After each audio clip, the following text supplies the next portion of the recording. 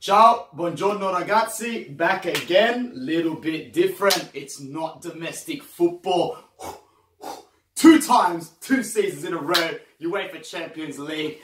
Man, there is one objective and I just want to see it happen. It's a hard group. It's the group of death. It's 2 years in a row we've gone for the group of death. But I think that Ragazzi just might be able to make it out of this group, but it's not going to be easy. And contrary to what most people think, Bruno and I are a little bit suspect about the first game and this opponent, contrary to the 2 heavyweight opponents.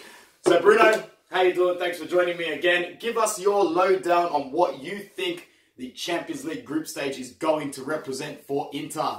Look, we've got Barcelona, Dortmund, and Slavia Praha, Slavia Prague, however you want to pronounce it.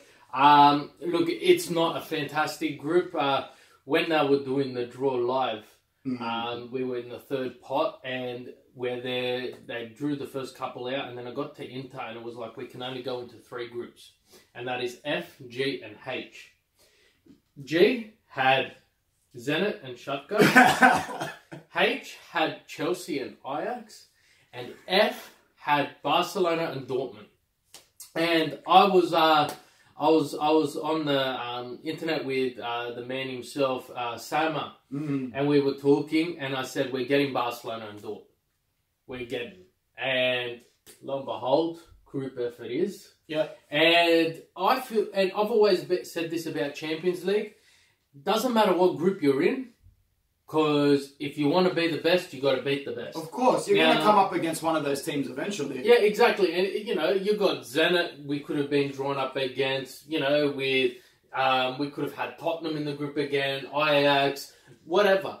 But would you rather struggle to get out of the group and actually get out of the group, and then surprise everyone, or have a terrible group and surprise everyone that you didn't get out of the group? Yeah, absolutely. And you look at our season last year. We had Barcelona, we had Tottenham and PSV. Now Tottenham did the unthinkable and managed to get out of the group, made the final, who they lost to against Liverpool. So it's not so much. You can only beat the teams that are in front of you. Yeah. And it's not so much about the players, the teams in the group. Now, Barcelona, they're not the same Barcelona as last year. They're not the same Barcelona that my generation of Bruno... Like, Bruno and I grew up just finishing high school, going into high school, watching Guardiola's Barcelona with, you know, the amazing Xavi, Iniesta, Busquets, David Villa, Samuel Eto'o, Zlatan Ibrahimovic, Lionel Messi. Whatever athletes were there in the prime of their year, they always brought success to the Catalonian club. But... you know, they're a great club, still one of the best in the world. But as he said, that's not the same Barcelona of 5-10 years ago, bro. No, and Barcelona, they're currently sitting in 8th place in the La Liga.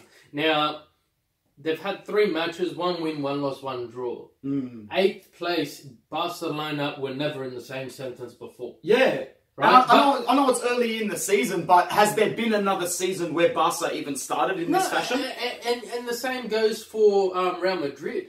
They're sitting in 5th place, right? You've got Atletico Madrid, Atletico Bilbao, Sevilla, Levante on top of Real Madrid, with Osasuna and Deportivo above Barcelona. It's not the same team.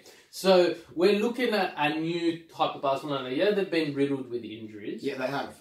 Yeah, they've lost Coutinho. Yeah. He was their marksman. Thank God Rafinha's moved on, hasn't he? I don't know if he's still in the squad or whatnot, but believe it or not, man, if you look it up, I think he's actually done another injury. Yeah. Because he was meant to go to Valencia and then even sell to Vigo, but none of those moves fell through. So maybe something's going on with injury, but oh well. Yeah. Dortmund. They're sitting 5th. Only after 3 games with 2 wins and a loss.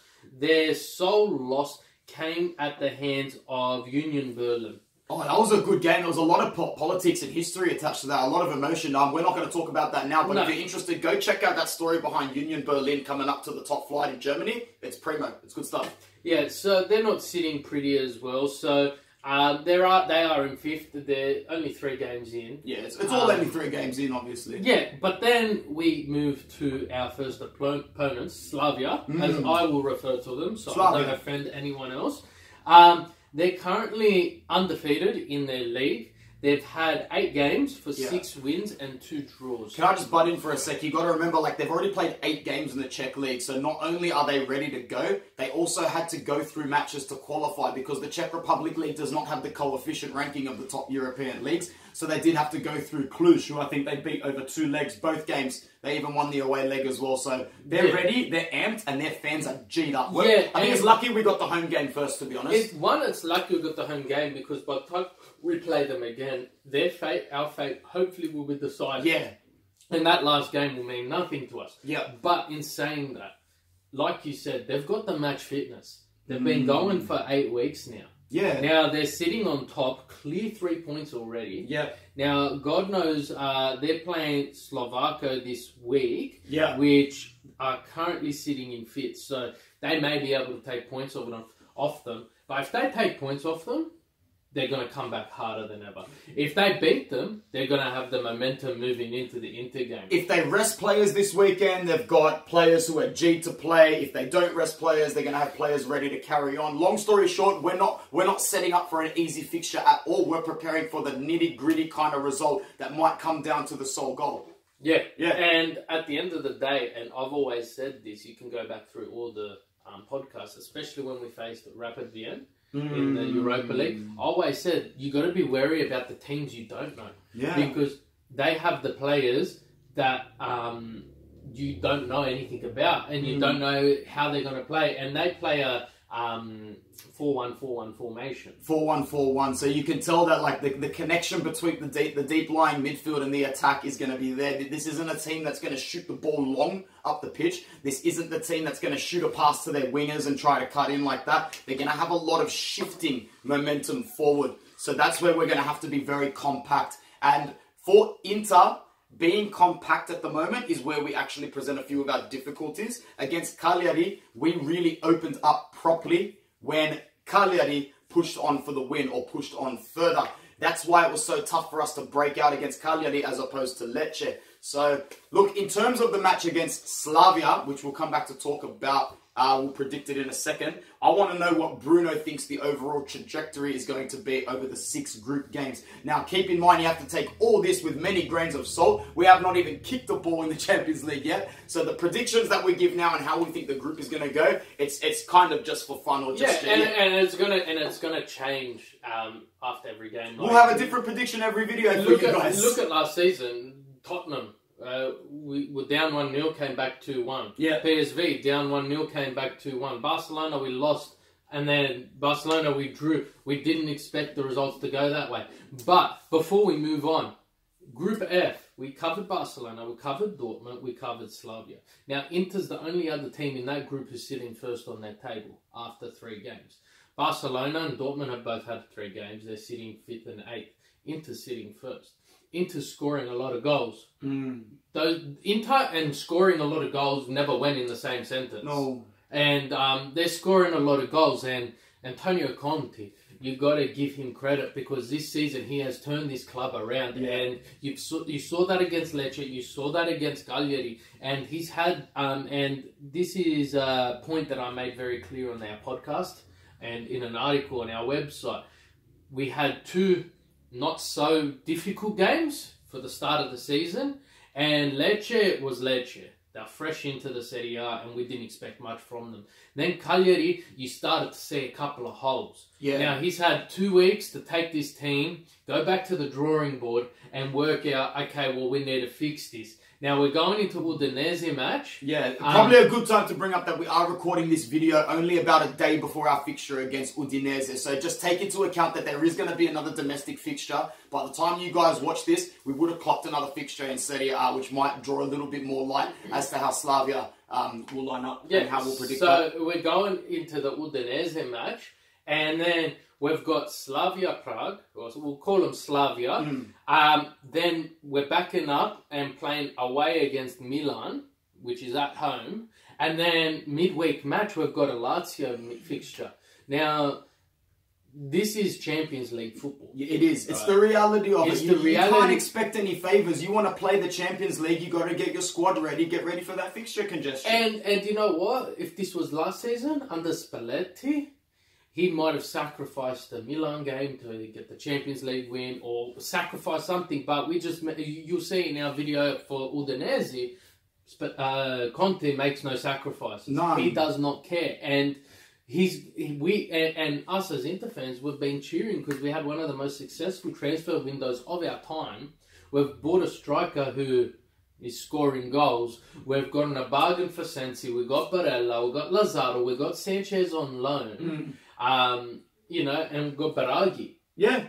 No one's talking about which we haven't actually mentioned. We forgot to mention against Udinese. Didn't even know. Right? So you got to think, we've got squad depth we have not seen at Inter since 2010. We've also got an extra, I think, 3 or 4 squad list positions because you remember part of our punishment for financial fair play last season was actually restricting our squad. I think it was down to a 19-man squad, which was ridiculous because as soon as we lost Nainggolan, it all went pear-shaped after that. Exactly. Now, I'm going to chuck a scenario to you.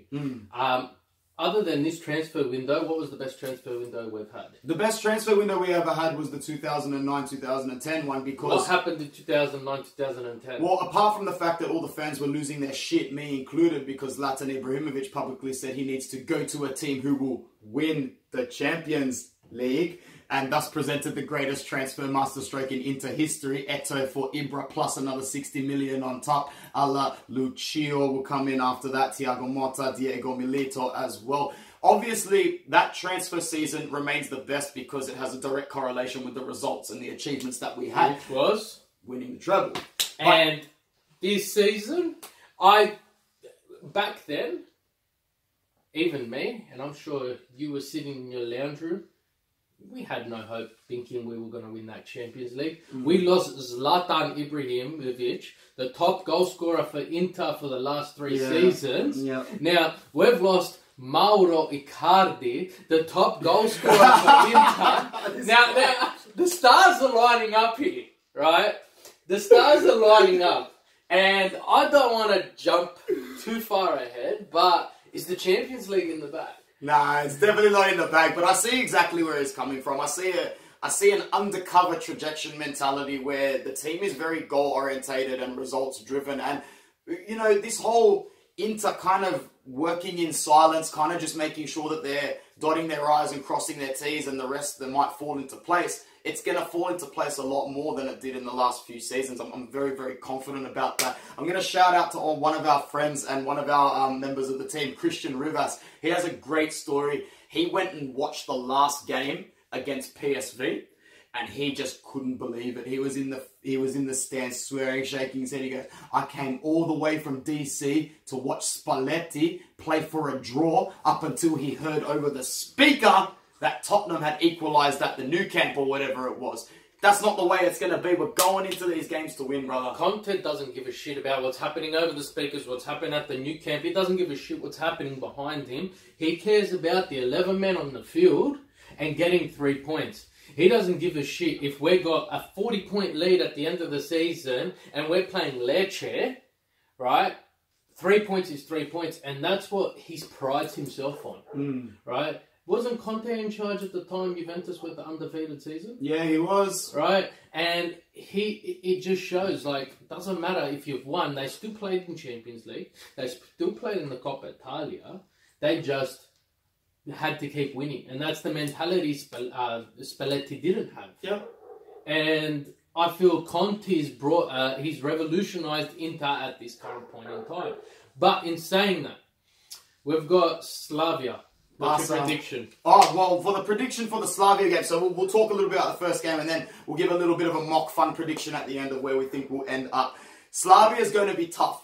I will be very surprised if there is a goal scored by half-time. This is the kind of game that needs a goal for it to become a different type of game. The longer this game stays at 0-0, the longer Slavia decide to sit back, and we might end up in minuto 60, 65, 70. And then after that, it's basically anybody's game. Maybe we get a goal because we apply pressure. Maybe Slavia nick a goal because we're applying way too much pressure and they nick us on the counter. Me personally, I'm going to stay confident because it's at the Miazza.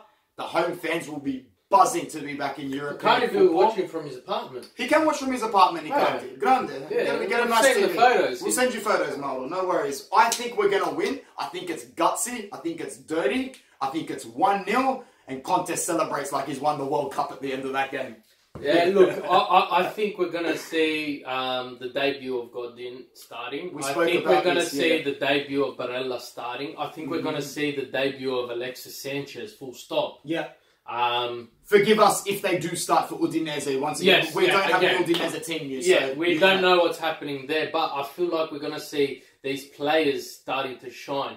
And, you know, from what I've seen, when we got Sensi, I was like, okay, he might want to reinforce the midfield a little bit. He took us by surprise. He's doing great. He's doing better than Vecino. Right? No, he took us by surprise. Yeah, he did. And 2 matches, 2 man of the match performances. For sure. Other than Kandreva's absolute bullet of a goal. Yeah. He has scored a goal himself, Sensi, and he has won us a penalty, the decisive penalty against Cagliari. He put the cross in for Lautaro's goal against Cagliari. Whether that was registered as an own goal, I'm not 100% sure, but that's doesn't matter. It still counts, it right? Does. And he's defined himself as. He reminds me not as Gattuso in the sense of the aggression. He reminds me of a Gattuso who played for Italy in the 2006 World Cup. Yeah, that nothing's going to stop him. Yeah, and he was everywhere. He was everywhere. And I remember watching that World Cup saying, "Fuck, he's an AC Milan fan, but I want to kiss his feet." Yeah. Right? Yeah. He's an AC Milan player, sorry, and I want to kiss his feet. Player, fan, coach, he's a Milanista. Whatever, he does everything, right? But I see the same thing in Sensi. Now, Barella, the same thing. You even mentioned in our Udinese video, right? Sensi and Barella came out arm in arm after their last match against Finland, and it was just something beautiful to see. Great photo, great image.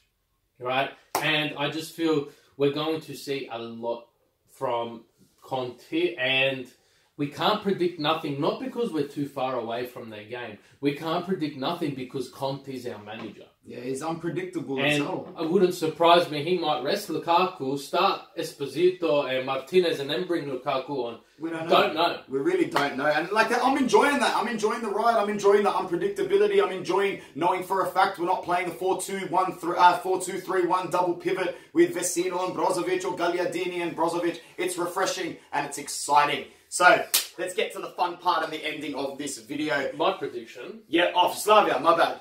My prediction, 3-0. 3-0, that would be grande. They're going to get an early goal, and it is going to knock Slavia around, because Slavia have even come out and said, if they don't get points against Inter, they've got no chance of even going through to Europa. Yeah.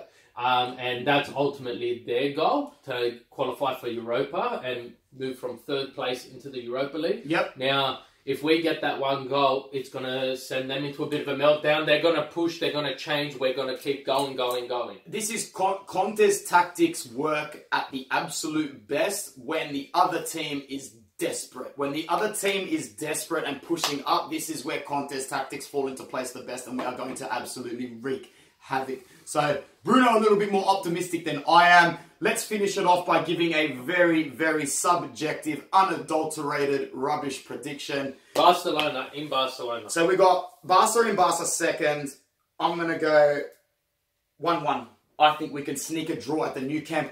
I'm not that impressed with this Barca side. We don't need to speak in depth about the fixtures. I'm not impressed with this Barca side, but they have been riddled with injury. They have lost Coutinho. So, just depending on their lineup, I can see a 0-0, 1-1. Yep. I could see it being a battle of attrition at their camp.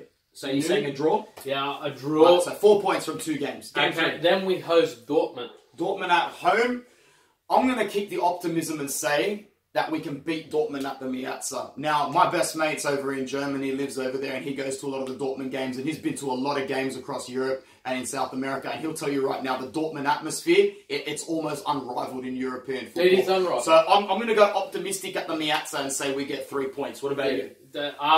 I can see it being 3 points there, just solely because it's at the Miazza. Yeah. But again, before the Dortmund game, we're playing Bologna, Brescia, Parma. We've got We've got Barcelona, then we've got Juventus, then we've got Sassuolo, then we've got Dortmund. Jeez. So it wouldn't surprise me if we get a draw there. Yeah, okay. Right? Well, Because maybe you can go more conservative than me. You go 5, I'll go 7 after the first so three. then, Now it after looks the stupid. Dortmund game, we've got Parma, Brescia, Bologna. And then Dortmund Then again. we travel to Germany and face Dortmund. I'm going to go, this one here might be a game where we struggle to the point where we may have to accept a defeat. So I'm actually going for 0 points in Dortmund. I'm going for 1 point, just based off our 3 games before. Will give us a chance to rest players and use them to our advantage. Right, so we got 7 and 5 after 4 games. Who's the Then 5th we've one? got Barcelona? No, Slavia. Slavia in Praha. Yeah, In Prague. So, I'm going straight out. 3 points. I'm on 8. that would be the best. That would I'm seal on it. 8.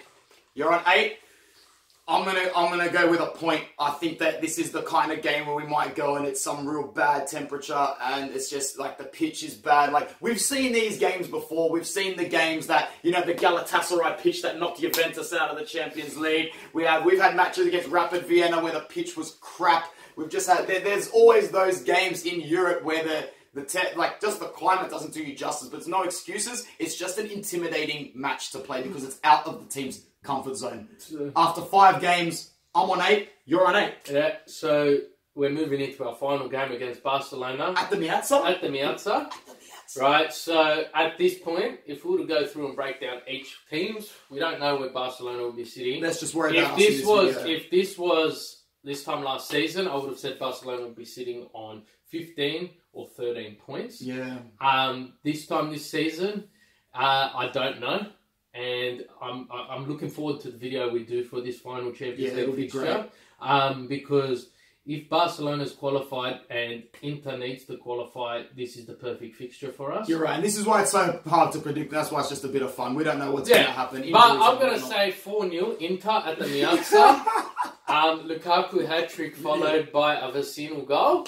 But look, you can't predict, but I do feel we could come away from it with a win there. Look, I'm going to go for a draw against Barcelona in that game, even at the Miazza. I think we share the spoils both at the new camp and the Miazza. So will 9 points be enough to get us through? Or 11? Possibly. Will 11? Yes. If we get 11, something in my head's telling me there's not enough points left for Dortmund or Barcelona to both finish ahead of us. But our predictions... I've seen worse. Yeah, our predictions will fall into shape and they'll change. Arsenal, Dortmund, Napoli, all on 12 points. Man, the team who came last must have been on 1 point or 0. 0. Right? All on 12 points. Yeah. And Napoli got knocked out because of goal difference or something. Very similar group. Yeah. Right? This group's very similar where you've got 3 very strong teams and then an underrated team that no one can really judge yet. Yeah. Now... we don't get a win in the first game. It's going to be uphill from there. Let's challenge Lazio in the in the Europa League. That's how pessimistic you are if we don't get 3 If we don't get 3 in the first game, we're not going to get anywhere. Alright, fair enough. Look, as I said, our predictions will fall into shape a lot more accurately as the season progresses. As you can tell in this video, it's just all about being excited. Before we end it, I got this bear before the start of the season. It's the good luck bear. We haven't lost a game since we got this bear, okay? I love this bear. It was meant to be for my unborn son, but I'm not giving it to him. Nah, but it's property of Inter Worldwide. You will see this bear sit here every video we do until we lose. Yeah.